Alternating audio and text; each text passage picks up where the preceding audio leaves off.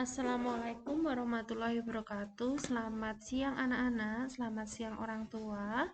Baik, hari ini kita akan belajar bersama-sama ya. Di tema 3, masih tema 3. Minggu ini terakhir untuk pembelajaran tema 3. Dan karena minggu terakhir berarti kita masuk ke subtema 4. Dan khusus hari ini kita akan bersama-sama belajar di pembelajaran 1 dan 3. Jadi ada 2 materi yang akan kita pelajari bersama-sama. Baik anak-anak, tidak usah berlama-lama, kita langsung masuk ke materi yang pertama, yaitu tentang menjawab pertanyaan seputar drama atau percakapan.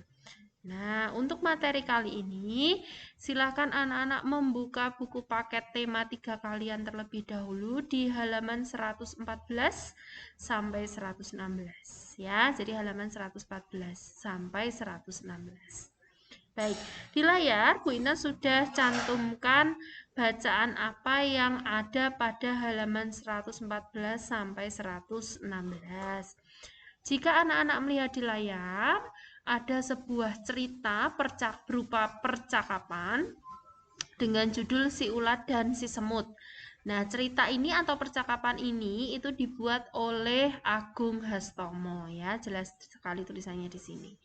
Baik, Bu Intan akan membacakan ya anak-anak ya. Suatu ketika si ulat menemukan buah apel manis di ranting pohon yang tidak begitu tinggi.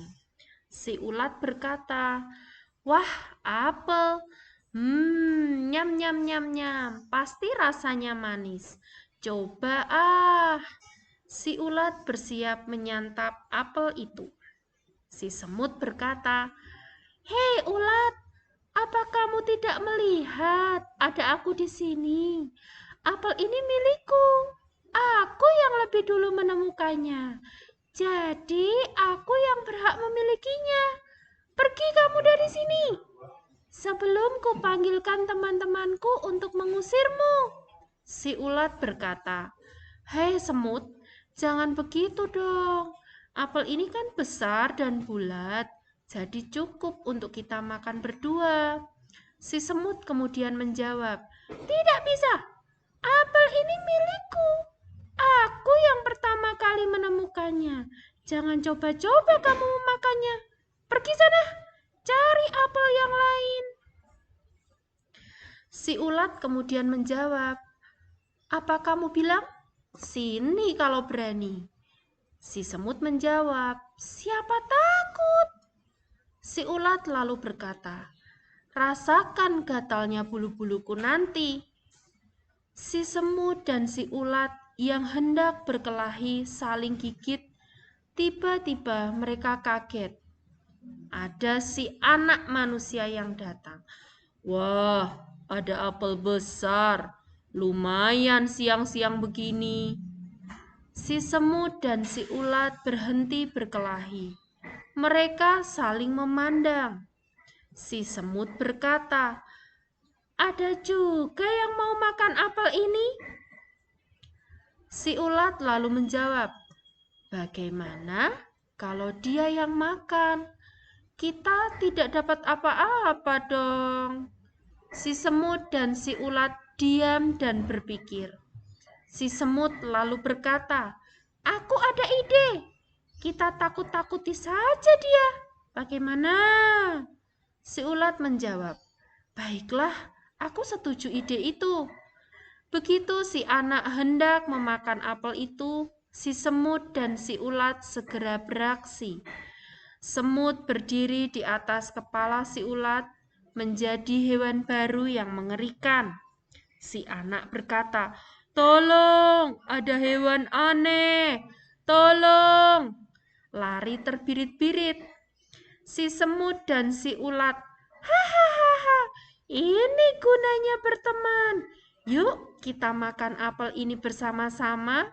Nah, di atas tadi merupakan cerita dari si ulat dan si semut. Dari cerita ini, anak-anak, ada dua pesan yang ingin disampaikan oleh penulis.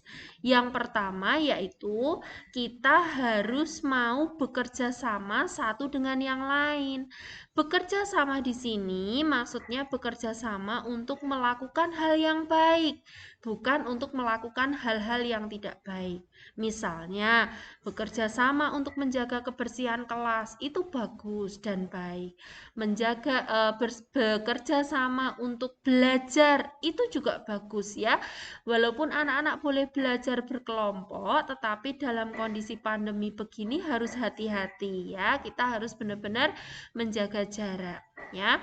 Kemudian bekerja sama hal-hal yang lain yang pasti untuk kebaikan, bukan untuk hal-hal yang tidak baik. Misalnya yang tidak baik adalah bekerja sama untuk mencuri mangga tetangga, itu kan juga tidak boleh. Bekerja sama untuk mencoret-coret dinding sekolah, itu tidak baik. Jadi, bekerja sama di sini maksudnya bekerja sama untuk melakukan hal-hal yang baik.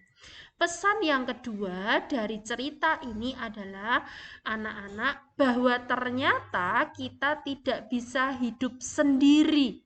Ya, kita membutuhkan orang lain, kita membutuhkan teman, kita membutuhkan guru, kita membutuhkan dokter, kita membutuhkan orang tua kita dan membutuhkan orang-orang lain di sekitar kita. Artinya bahwa kita tidak bisa hidup sendiri. Ya, ini jelas sekali pada cerita tadi, pada bagian si semut dan si ulat yang harus bekerja sama agar mereka mendapat apel, agar apelnya itu tidak dimakan oleh si anak manusia. Maka mereka harus bekerja sama dan kalau misalnya mereka tidak mau bekerja sama, mereka egois ya, mereka mau menang-menangan sendiri, maka apel itu pasti akan dimakan oleh si anak manusia. Jadi ada dua nilai, dua pesan yang diajarkan dari cerita itu. Yang pertama, kita harus saling bekerja sama. Yang kedua, yaitu kita tidak bisa hidup sendiri, ya. Kita tahu itu bahwa Tuhan menciptakan kita itu manusia itu sebagai makhluk sosial, yang artinya kita tidak bisa hidup sendiri. Nah, dari cerita ini tadi, anak-anak akan bisa menjawab pertanyaan dari nomor 1 sampai nomor 5 di lembar LKS yang sudah Bu Intan bagikan. Ya, silahkan dikerjakan dengan membaca dan melihat kembali bacaan teks dari buku siswa tema 3 halaman 114 sampai 115. Nah, sekarang kita akan lanjutkan ke materi berikutnya. Kalau beberapa waktu yang lalu kita belajar belanja, sekarang kita akan menjadi penjual anak-anak. Ya, kita akan belajar menjadi penjual. Nah, pernahkah kalian berbelanja ke toko atau supermarket seperti ini? Ya, ada beberapa minimarket atau supermarket yang ada di sekitar rumahmu dan kamu mungkin pernah belanja di sana. Nah, ketika melakukan pembayaran di kasir, maka apa yang akan kamu dapatkan? Nah, saat selesai berbelanja, biasanya kalau misalnya uangnya ada kembaliannya, kamu akan mendapatkan uang kembalian dan apa? Biasanya ada satu lembar kertas putih ya. Nah, seperti ini. Ya, ini namanya apa anak-anak? Ini namanya nota atau struk. Nah, hari ini kita akan belajar bersama-sama bagaimana cara menulis nota. Nah, nota itu salah satu contohnya bentuknya seperti ini biasanya. Ya, ada nomornya, ada nama barang apa yang dibeli, banyaknya berapa barang yang dibeli, terus harga satuannya berapa, ya, harga satuan ya. Lalu jumlahnya berapa, ya. Kalau misalnya beli barang satu berarti harga dikali banyak jumlahnya di sini. Nah, untuk mempermudah kalian, kita akan langsung masuk ke contoh soal. Nah, di sini sudah ada beberapa benda anak-anak. Ada gambar buku, pensil, setip, penggaris, dan tipek. Masing-masing benda ada harganya. Buku Rp2.000, pensil Rp500, setip Rp500, penggaris Rp1.000, dan tipek Rp2.000. Nah, di sini sudah ada soal. Edo memiliki 2 keping uang, 500-an dan 2 lembar uang 1000-an. Barang apa yang dapat ia beli? Jika menemukan soal seperti ini, berarti ada 2 langkah, bahkan 3 langkah yang akan kita lakukan. Langkah pertama adalah kita harus menghitung terlebih dahulu berapa uang yang dimiliki oleh Edo. Nah, di sini Bu Ina sudah ada gambarnya. Edo pertama punya berapa uang? 2 keping uang 500-an. Nah, di sini sudah ada uang 2 keping 500-an. Kemudian 2 lembar uang 1000-an. 2 lembar uang 1000-an sudah ada di gambar. Nah, 500 ditambah 500 berapa? 1000. 1000 ditambah 1000, 2000. 2000 ditambah 1000, 3000. Jadi, uang Edo semua ada 3000. Nah, sekarang kita akan belanja menuliskan belanjaannya Edo. Ternyata Edo itu belanja buku. Banyaknya 1. Harganya Rp2.000, ya kan? 1 buku harganya Rp2.000. Jumlah harganya adalah harga dikali banyak. Berarti harga satuannya 2.000 dikali 1. 2.000 dikali 1 berapa? Tetap 2.000. Kemudian ternyata Edo juga membeli setip sebanyak 2, ya. 1 setip harganya Rp500. Karena Edo membeli 2, maka 500 dikali 2 hasilnya adalah 1000. Jadi anak-anak tidak perlu bingung.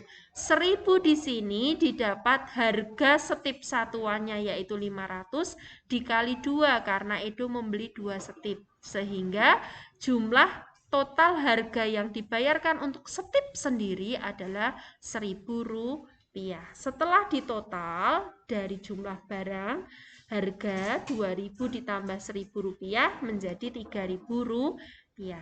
Uang Edo Rp3.000 sudah dibelikan barang ini anak-anak. Ya, habis uangnya Edo. Atau Bu Intan juga mempunyai contoh lain. Ya, masih sama, soalnya masih sama, ya. Langkah pertama juga sama, kita hitung dulu. Lalu, nah, ternyata Edo beli penggaris 1. Harga penggarisnya 1000 karena cuma beli 1 ya, harganya tetap 1000. Kemudian dia juga beli setip sejumlah 2. Harga setip satunya 500 karena beli 2 berarti 500 dikali 2 menjadi 1000. Nah, karena Edo merasa sudah cukup kebutuhannya hanya penggaris dan setip saja, maka dia selesai belanja. Setelah ditotal harga yang harus dia bayar atau belanjaan yang harus dia bayar hanya 2.000. Padahal uangnya Edo 3.000. Maka kita harus menghitung sisanya. Sisanya adalah 3.000 dikurangi 2.000 sama dengan sisa uang Edo masih 1.000. Nah, untuk mengerjakan soal semacam ini, Bu Intan memberikan kebebasan pada anak-anak. Boleh dihabiskan, boleh tidak. Kalau dihabiskan, seperti contoh yang pertama tadi, ya sudah dihabiskan saja.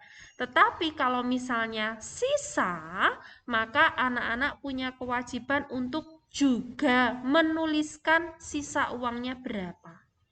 Ya, jadi kalau mau dihabiskan, silahkan. Tapi kalau mau sisa, boleh. Berbeda dengan beberapa hari yang lalu. Kalau beberapa hari yang lalu kan belanja harus habis. Kalaupun sisa, sisanya tidak boleh sama dengan harga barang yang ada di gambar. Tapi kalau kali ini anak-anak boleh menyisakan. Semaunya anak-anak mau disisakan seberapa. Tetapi anak-anak kalau ada sisa, anak-anak punya kewajiban untuk menuliskan atau menghitung sisa uangnya ada berapa. Seperti ini. Ya, jelas ya. Nah, itu adalah tugas kedua untuk hari ini. Gambarnya sama tetapi orangnya berbeda. Nanti awal langkahnya seperti tadi Bu Intan katakan, anak-anak hitung dulu di sini. Buat gambarnya di sini. 1 lembar uang 2000-an dan 2 uang keping 1000-an itu uangnya Beni ada berapa? Nanti digambar di sini. Ya, seperti gambar punya Bu Intan ini. Ya, di samping. Kemudian kalau sudah, silahkan anak-anak tuliskan di sini apa belanjaan Beni. Ya, kemudian ditotal. Harganya berapa? Kalau habis, ya enggak usah dihitung sisanya. Tapi kalau di sini nanti ada sisa, maka tolong Bu Intan mintakan hitung sisanya seperti contoh kedua ini. ya. Nah, ingat untuk harga yang tertera di sini pada kolom ini adalah untuk harga satuan. Ya, harga satuan, satu barang harganya berapa. Tapi kalau untuk jumlah barang, jumlah harga, berarti harga yang ada di sini dikali banyaknya. Ya, seperti contoh Bu Intan tadi. Nah, ini saja materi kita hari ini anak-anak. Selamat mengerjakan. Jika memang ada yang perlu ditanyakan, silakan ditanyakan melalui WA. Atau misalnya kalian masih belum paham, anak-anak bisa melihat kembali video tutorial ini ya. Itu saja materi hari ini. Terima kasih. Mohon maaf kalau misalnya ada beberapa hal yang kurang atau ada kesalahan, Bu Intan minta maaf. Terima kasih dan tetap jaga kesehatan. Salam sehat. Wassalamualaikum warahmatullahi wabarakatuh. Selamat siang.